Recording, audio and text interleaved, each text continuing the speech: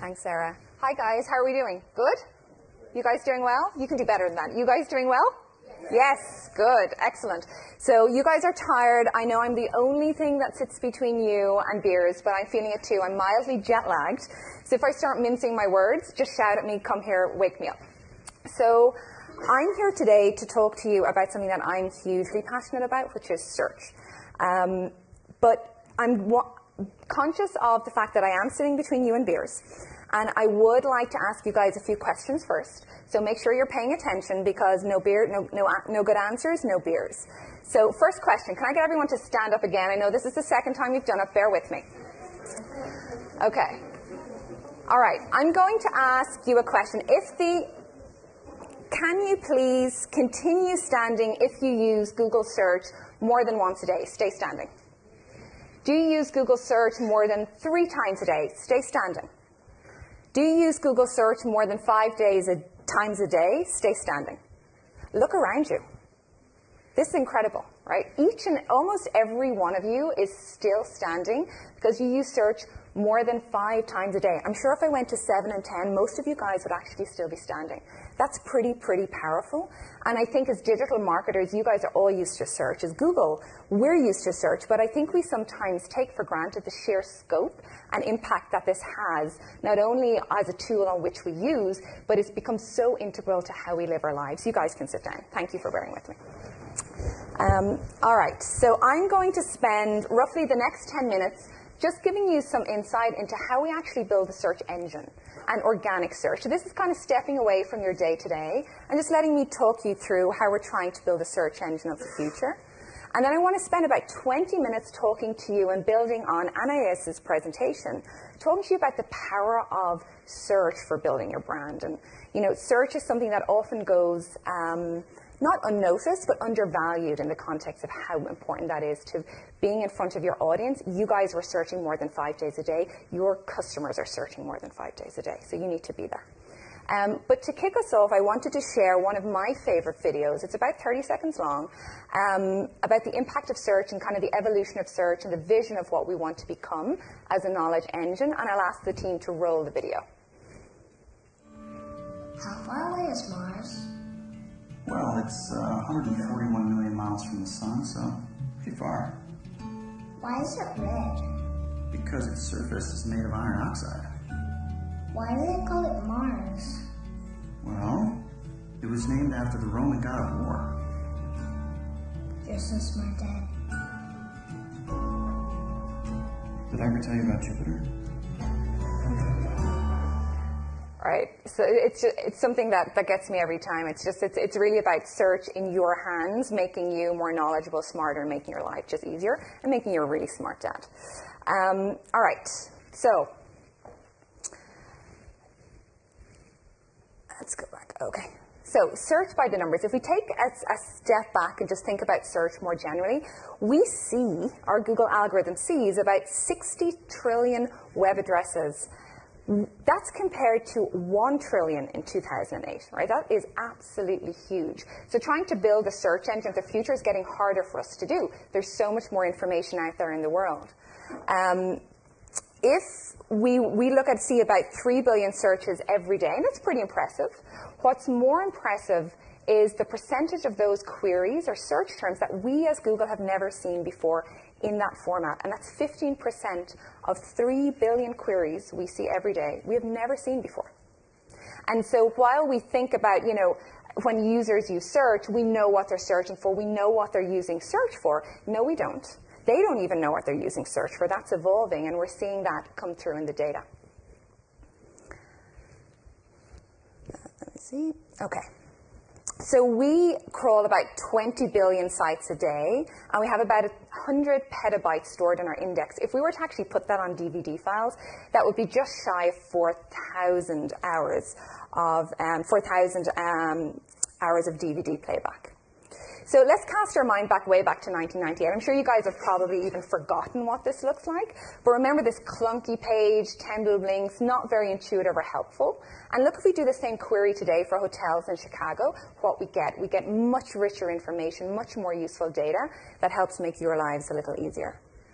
but we're just getting started. And this is kind of the beauty of that. We've made so many strides in terms of search and the role it plays in your lives and surfacing that data, but we're just at the beginning.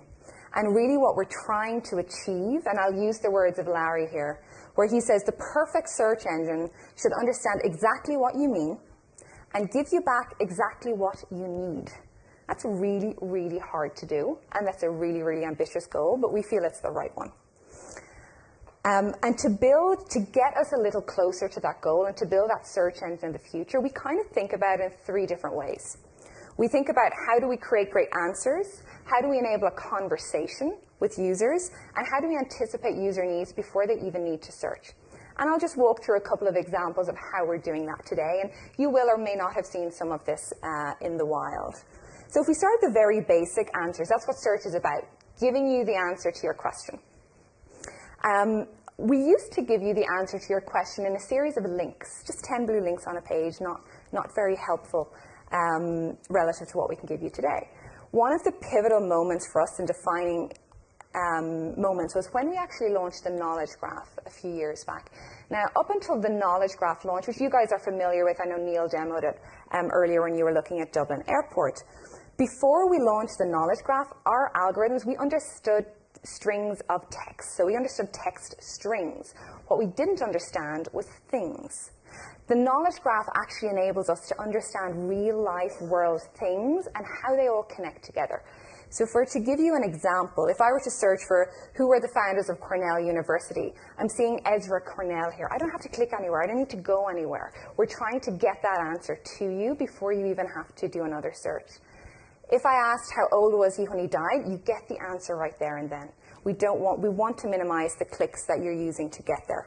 But we want to go a step further and help you become more knowledgeable, not only giving you the answer, but helping you to make your own inferences by comparing data in a meaningful way.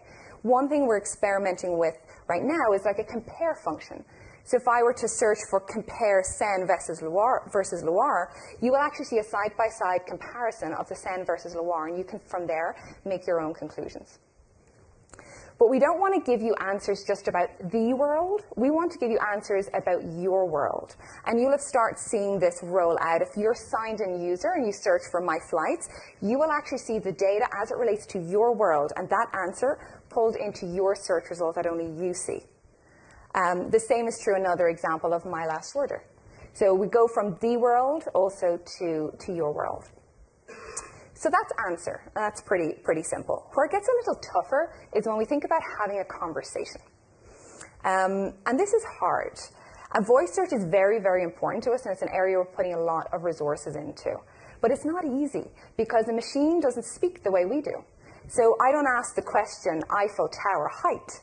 I ask, how tall is the Eiffel Tower? So we need to build technology that can actually recognize that natural language and then speak back to you in a very natural way and almost allow you to have a conversation with your device, whatever that device may be. So whether it's where's my hotel reservation, you have a reservation app then. And that feels pretty simple as a user. There's a lot of complex technology that goes behind that. And we want to go one step further again, where we use voice search to actually enable actions like OK, Google, set an alarm for 7 a.m. tomorrow, or OK, Google, play the disclosure song, and we're smart enough to pull that up and allow you to play it via apps you have on your phone. So that's converse. The next kind of frontier for us to really make a lot of headway in is anticipate. And anticipate is a funny one, because anticipate, we actually want you not to search, which feels kind of counterintuitive also for us. So we actually don't want you to search, and that is the future of search. Us understanding what it is that you want and need and being able to surface that data and answer that question in an entirely new way than we have ever done before. And most of you will be familiar with Google Now on your device, which essentially starts to anticipate some of those answers that you need. And we're only at the beginning. It's really, really exciting. We're very much at the beginning. We've still got a lot of learning to do. And it's critically more important as we think about the new array of devices that we have coming in, and where you have voice and you have anticipation, and we really need to bring this all together to make your life easier.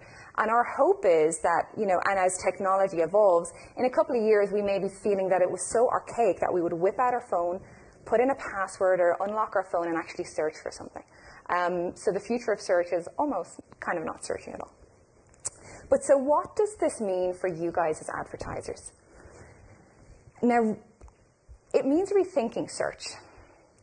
Rather than stand here today and tell you about all the various different features and functionality of new ad products that we have, which you guys probably have your fingers on the pulse on, and your teams are working with you on that daily, I would rather talk to you a little bit about, and you've heard a lot about brand today. How can search play a stronger role in building your brand? And I think we're all guilty of thinking of search as being almost kind of direct response, lower down the funnel, when someone's ready to purchase something. And I want to talk to you today about moving up that funnel and the power and the role that search can play in that. I want to start off by showing you an example. And I think this example, it's in the cosmetic industry, and I think it's a great example of an advertiser, a brand advertiser, who has seen the power and recognized the power of search and used it not only to make their brand more discoverable, but also to glean insight that actually informed their business strategy from the data and the power that we have at Google Search. So this is a question for the guys in the room. I'm going to ask the ladies to be silent right now. Have any of you ever heard of something that's called ombre hair? So just the guys, just the guys. I'm seeing girls' hands. No? Oh, I'm seeing one up there. Yes. Oh, you work for L'Oreal, of course you know ombre hair. Wonderful. You're also excluded. Fantastic. Well, I will show you what ombre hair is. If you do not know what ombre hair is, you will know what ombre hair is by the end of this presentation. And trust me, you will start seeing it everywhere. So, ombre hair is this. So it's this simple. You basically have, dark hair on the bottom, lighter hair, or dark hair on the top, lighter hair on the bottom. So this was a trend that kind of, swept across the catwalks and is super popular. And you will see it everywhere after this presentation, I promise you. So ombre hair, if we look at the search volume of ombre hair, around 2011, this started to spike up. Now this is a tool you guys all have access to. Google Trends, very, very insightful, and really people don't use this enough. So you can see 2011, the trend starts to go crazy. L'Oreal also saw that trend. And if you actually look, it's significantly higher than the already very high query level for L'Oreal. So L'Oreal saw the trend and thought, okay, let's dig deep here. So they went to Google Search and they started looking at what the organic results said. And a lot of the organic results, which are a great proxy for what we think users want, is like Google's best guess of what a user wants. What we saw is a lot of them were asking for tips on doing it at home. So at the time, ombre hair was only something you could do in a salon. It cost you about $200. So, but a lot of the content on Google, showing up on Google Search, was about how do I do it, how do I do it cheaply. So L'Oreal were really, really smart. And they built a product around that trend. So they had the dye, they had all the hair color, and they essentially built a system with various different brushes that enabled you to do that at home. L'Oreal have sold millions and millions and millions of ombre hair, and they continue to lead the way in that space. And they built that product and gleaned those insights from what I would say is the world focus group of the world. You have the focus group of the world at your fingertips at any given time, unbiased, mixed demographics, everything. And you can really understand what is happening in your industries as a result of this. And you can see the impact that this had for L'Oreal. So what did they do at search? So basically what they did, and these are some of the live ads that you would see, they really took advantage of, and Anais talked about it earlier, like getting creative with search. Yes, search is text. But that doesn't matter. If you get the right message across, search is an incredibly, incredibly powerful tool. So L'Oreal talked about ombre hair, the first DIY hair coloring, ombre hair color at home. So they really tapped into what they knew users were searching for and advertisers or customers were searching for. And the interesting thing here is that they actually drove to a brand page. They didn't want to sell you ombre hair. They just wanted to get it in your head that, hey, this is a thing, you can do it at home, and L'Oreal is the company to buy from. So I think that's a very, very powerful example of how search can inform a business strategy. And I think it's also important to take a step back and think about how people actually search today. these are pictures that look like stock photos, and they're not stock photos. We asked a photographer to go into the streets of San Francisco and take pictures of people as they were using their technology and as they were searching, which isn't creepy at all. And it was even less creepy when our photographer ran up to those guys and with a consent form asking them to sign it and for us to use those photos. But basically what we got were stock photos. So these are real life people in San Francisco searching and using their devices. We're constantly connected. The other thing around search is when we think about the classic purchasing journey across media, we always think of search just being down here at the very end, right? Like it's, oh, okay, we've gotten the message out, they're ready to purchase. Let's use search to funnel them through. But actually, it's across every point. Search is such an important part of the purchase journey. So people being constantly connected, constantly searching, essentially gives you your interested audience. What does that mean, your interested audience? Basically, it's the folks that are going to buy potentially your product or can be influenced. We break this up in 3 ways. So we talk about branded searches. We'll use the example here of Nike running shoes. A category search is kind of a broader category. You guys will all be familiar, running shoes. And something that we're now calling our affinity searches, which are categories or queries that are broader, related to your industry, but that also kind of enable your industry to exist, in this case, marathon running for Nike. And you can see how this maps out across various different industries. So we know the reach of search is massive, but we also know that we have a much larger reach generally in the affinity category, the category searches, and a smaller reach in terms of branded. Now, obviously, this is different. In finance, I don't search for, is there a product that if I get into a car accident could potentially help me? No, people just search for car insurance. So in some industries, you can see the inverse, but by and large, this holds true across industries. I also wanted to talk a little bit about how search interacts with those other media that we just spoke about. So this is actual real-life data from an advertiser that I cannot disclose. And what you see here, the blue line talks about the hourly search volume with TV ads. You see the red line is search without TV ads. So what you can see is that, yeah, it makes a really big impact if you have your search and TV running together and one drives the other. But our folks in our analytics team are super smart and they're now able to track data down to 6-minute intervals. So what we now saw is when this advertiser ran ads, during the time of the TV airing of the ads, you could actually see that search volume spike to over double the standard at the time.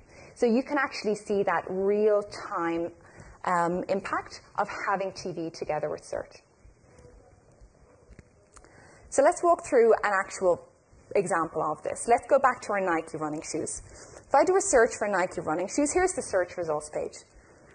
And we see Nike there, which is great. They're there, they're present, they should be, it's their brand term. Let's go up a category and look at the category search, running shoes. Here's the page for running shoes. We have retailers, we have Zappos, we have Roadrunners. I don't see Nike. In that moment, Nike don't exist for me. But ASICS does. ASICS is taking advantage of the category term. They value that term and they want to make sure that they're showing. And let's go up one more, marathon running. No ads. There are 60 million search results for marathon running, and there is not one single ad. That is a huge missed opportunity. If you look at the content, let me go back there. If you look at the content of that page, you see a lot of, hey, tips, how to run your first marathon, etc. As a brand advertiser, in that category, you should be there, but you should not only be there, you should be looking at the content of the organic search result to tell you what users are looking for. There, they're looking for tips on how to run marathons. Drive to content, create new content that talks about tips, that talks about how to run a marathon. Take advantage of those crucial moments that matter because they have a huge impact throughout the rest of the purchase cycle for that potential customer. So really, it's very much about winning these moments that matter. We've worked with a bunch of brand advertisers recently over kind of the last year to 18 months to try and understand how they think about search. So rather than us wanting to tell advertisers how they should think about search, we sat down with a bunch of really sophisticated brand advertisers and asked them how they thought about it. And they said they thought about it in 3 ways. How can I understand my interested audience? How can I reach them? And once I have them, how do I engage them through search? And so let me take you through an example of how search can help across all 3. So let's go back to our L'Oreal example. When L'Oreal were developing the product, they weren't quite sure what to call it. There were a bunch of different names that were available at the time. You see like ombre hair, dip dye hair. They just weren't sure what would resonate most with the market. And so they went to Google Trends and they figured it out. They didn't have to ask anyone. They didn't have to spend dollars on focus groups. They went to the focus group of the world, which is search, and they asked. And what they saw clearly is that this should be ombre hair. So the ombre hair example is a very interesting one because it's very clear. You could see that spike. So, got it. Great. Let's tap into that market. But actually, if you look at a really basic category term, think back to our model brand category affinity. You look at a really basic category term, and it's actually higher than ombre hair at its peak. So there is a huge potential to win these moments that matter, and some of these moments that matter are evergreen. They are always there, and they're always there for the taking. And search plays such a crucial role. When it comes to reaching your interested audience, let's go back to an example of curly hair shampoo. And this is something your account teams can help you with, and I would encourage all of you to work really closely with them. If we're looking at the example of curly hair shampoo, what we would recommend is figure out what the keywords are that are important to you. Bundle and bucket them all together and say, okay, these keywords are important to me. I want to be at those moments that matter. Work with your account teams. Figure out what percentage of the time your ads are showing and what is the average percentage of time ads are showing for your competitors. Also figure out, of those users, how many of them visited your website versus an average of a competitor. This stuff is really important to know where you stand and what your baseline is from which you can grow. When we think about engaging your interested audience, this is really where we get to thinking differently about search. Until now, I would say it's true of most advertisers that they send people to their e-commerce site or to their shop or something online where they can actually make the purchase. Because people don't think about search in a brand context. But actually, it's incredibly important to do that. And to think about the content that you drive people to on search. Don't assume that they want to go and buy something.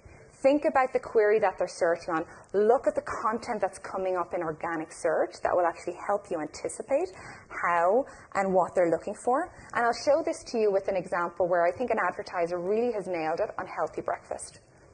So if I search for healthy breakfast, here's the search results page. You can see here on desktop, here on mobile.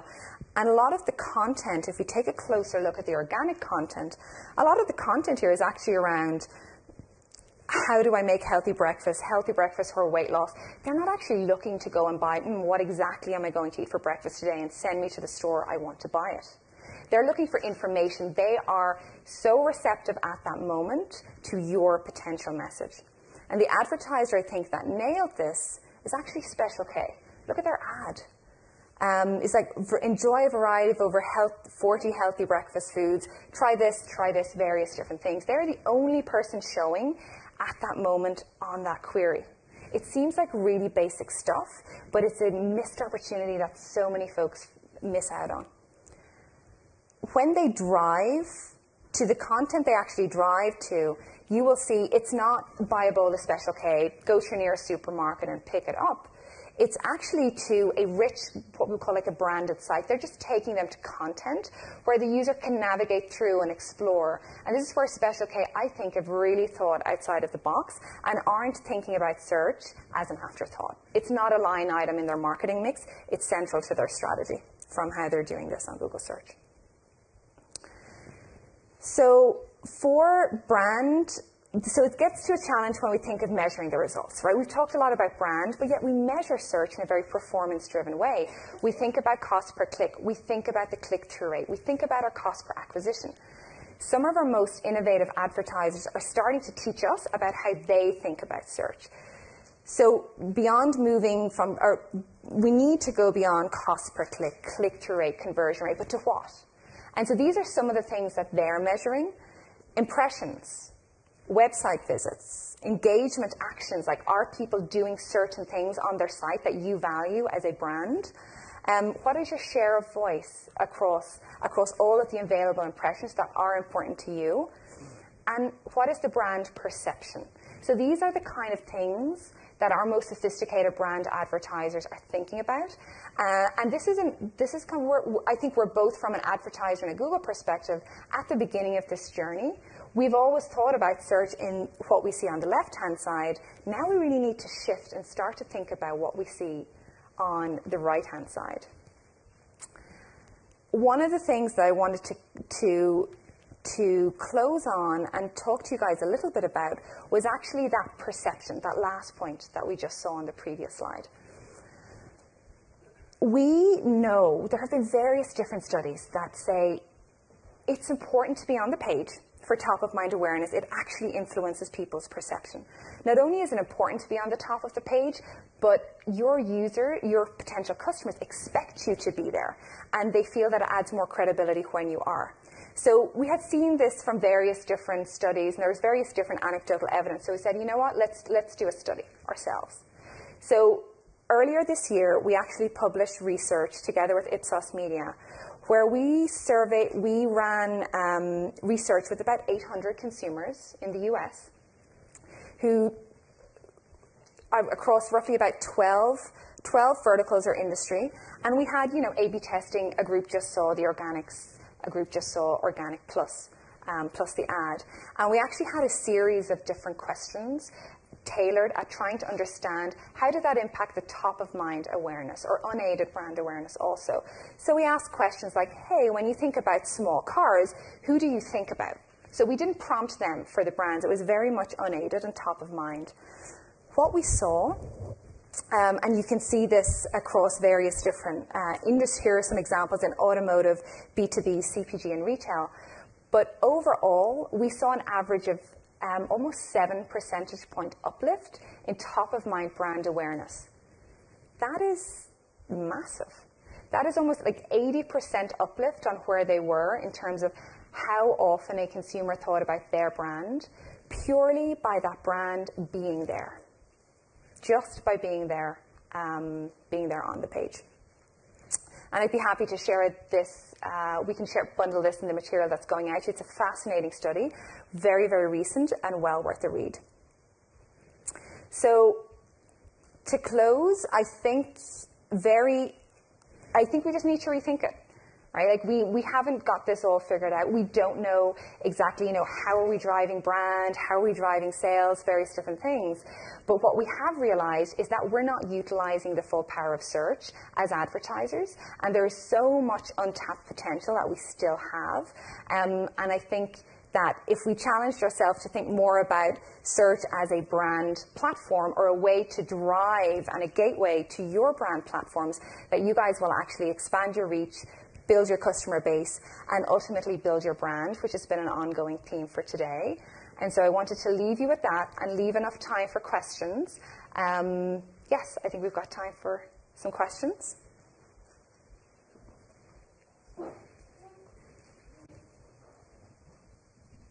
Any questions?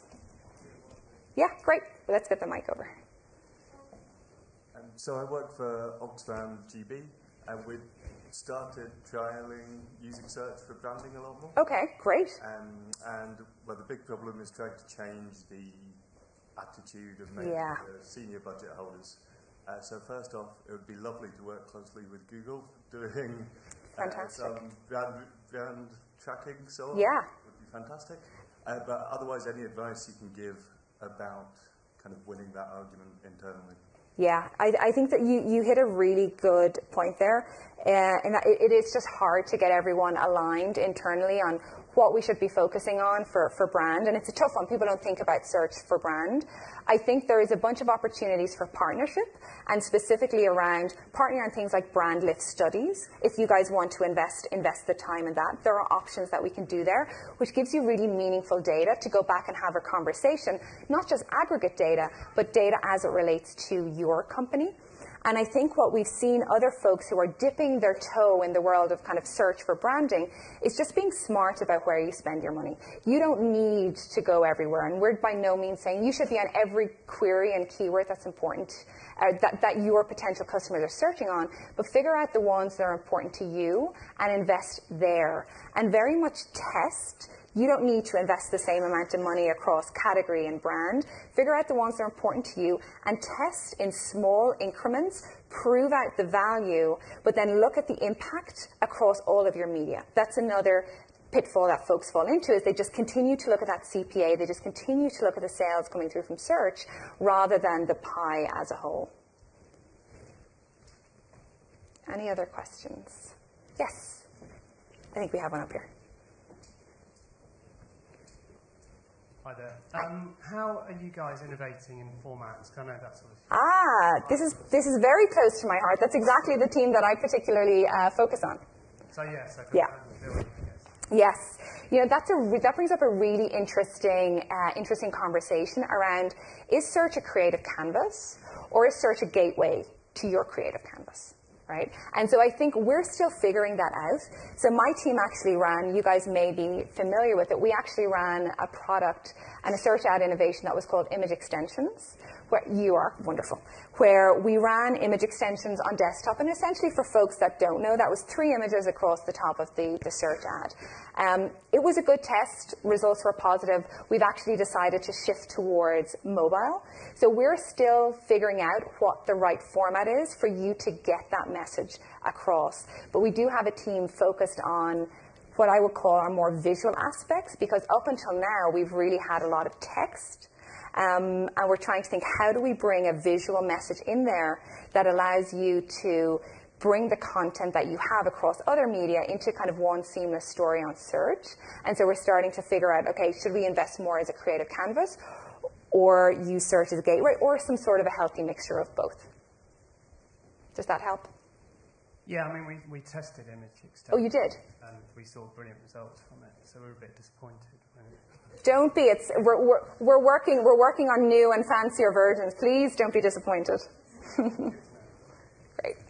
Okay. Well, thank you very much for having me today. It's a pleasure to talk to you guys about search, and all the best for the rest of the day.